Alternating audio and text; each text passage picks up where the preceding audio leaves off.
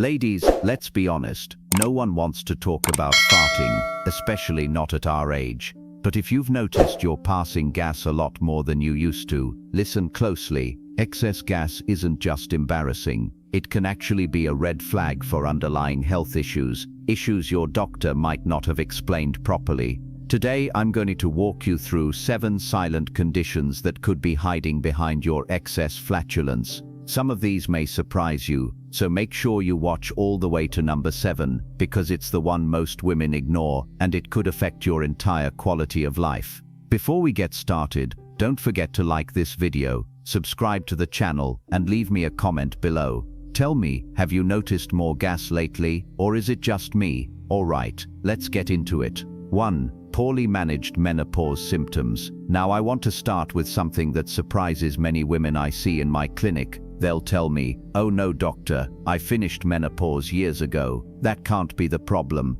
But here's the truth that most doctors either forget to tell you or don't know themselves. Your hormones don't just switch off like a light one day and never matter again. Even after you've stopped having periods, the residual effects of declining estrogen can linger for decades. Estrogen plays a far bigger role in our bodies than simply managing our reproductive system. It affects how your gut muscles contract, how quickly food moves through your digestive tract, and even how balanced your gut bacteria are. When estrogen levels drop, especially if they've stayed low for years without proper management, it can lead to sluggish digestion, constipation, bloating, and yes, excess gas.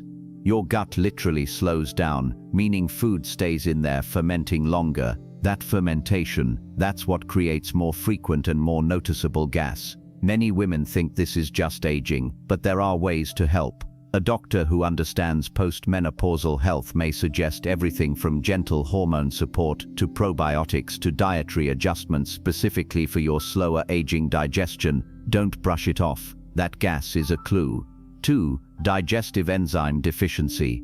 Here's something most women don't realize about getting older. Your stomach and pancreas gradually stop working as hard as they used to. Specifically, they produce fewer digestive enzymes. These enzymes are crucial because they're the little helpers that break down your food into nutrients your body can absorb. Without enough enzymes, your body struggles to break down proteins, fats, and carbohydrates properly. Instead of digesting smoothly, your food lingers, ferments, and causes, you guessed it, gas, bloating, and discomfort. And because women over 60 often have this enzyme decline combined with slower gut motility, the issue compounds itself. I've seen so many older women frustrated because they're eating all the right things, lean proteins, vegetables, fruits, yet they're gassier than ever. It's not necessarily the food's fault, it's your body needing extra help to break it down. For some, taking a gentle over-the-counter digestive enzyme supplement before meals can bring enormous relief, but don't self-prescribe. Talk to your doctor or a dietitian who understands aging digestion, and remember, the goal isn't just to reduce gas, it's to help your body properly absorb the nutrients you need to stay strong. 3. Small intestinal bacterial overgrowth SIBO. This is one of my favorite topics to educate older women about because so few doctors even test for it properly. SIBO stands for small intestinal bacterial overgrowth. Normally, your small intestine doesn't have a lot of bacteria. That's supposed to come later in the large intestine where it helps break things down. But sometimes, those bacteria sneak up into your small intestine where they don't belong, and when they get there they start feeding on your food way too early in the digestive process. What happens when bacteria feed on your food? They create gas, lots of it. Not only gas but bloating, discomfort, diarrhea, constipation, and even issues like brain fog or fatigue, because SIBO can affect your entire system. Older women are particularly prone to this because we're more likely to have had surgeries, taken medications like proton pump inhibitors, or developed slower digestion, all of which increase the risk of SIBO. If you've been told you have IBS without any real testing, or if you've noticed bloating gets dramatically worse after eating certain foods, ask your doctor about a SIBO breath test. It's non-invasive and can lead to simple treatment options that bring huge relief. 4. Food sensitivities you never had before. This is one I hear all the time. Doctor, I've eaten bread and cheese my whole life. Why would they bother me now? Well, the answer is quite simple. Your body changes as you age, especially your gut. Your gut lining becomes more sensitive, your immune system becomes less tolerant, and your digestion may become less efficient. Foods you once digested with no issue can start to cause inflammation, bloating, and you guessed it again, gas. Dairy, gluten, eggs, soy, even nightshades like tomatoes and peppers can trigger this. The sneaky thing about food sensitivities in older women is they don't always show up dramatically. You might not break out in hives or rush to the bathroom. Instead, it's a slow creep of extra gas, bloating, discomfort after meals, or feeling like your stomach just doesn't empty the way it used to.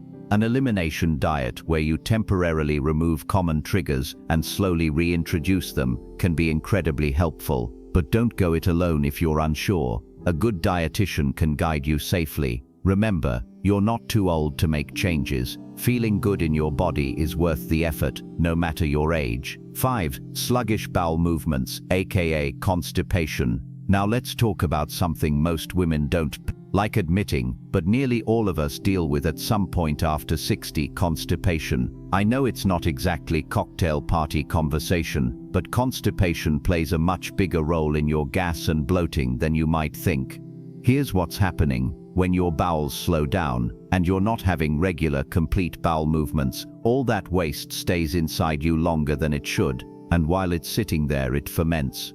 That fermentation produces extra gas that builds up in your intestines, often leading to uncomfortable bloating, cramping, and yes, more frequent and uncontrollable gas passing. A sluggish bowel isn't just uncomfortable, it's also unhealthy. Waste lingering in your colon releases toxins and inflammatory substances into your system. Over time, this can impact everything from your energy levels to your skin health and even your mood. What slows the bowels down as we age? A combination of less physical activity, reduced muscle tone in the gut, certain medications, dehydration and poor fiber intake. Even stress and changes to our routine in retirement can play a role.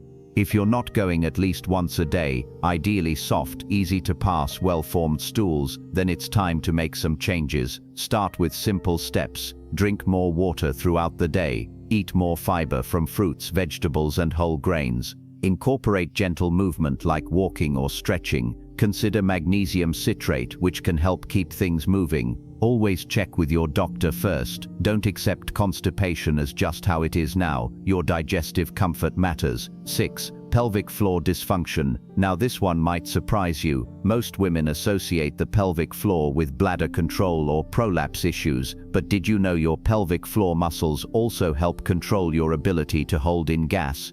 Yes, those same muscles that support your bladder and uterus also wrap around your rectum. As we age or after childbirth surgeries or periods of inactivity, those muscles can become weakened, stretched, or less coordinated. The result, you might find yourself passing gas at the most inconvenient times, when you laugh, bend over, or even just stand up too fast.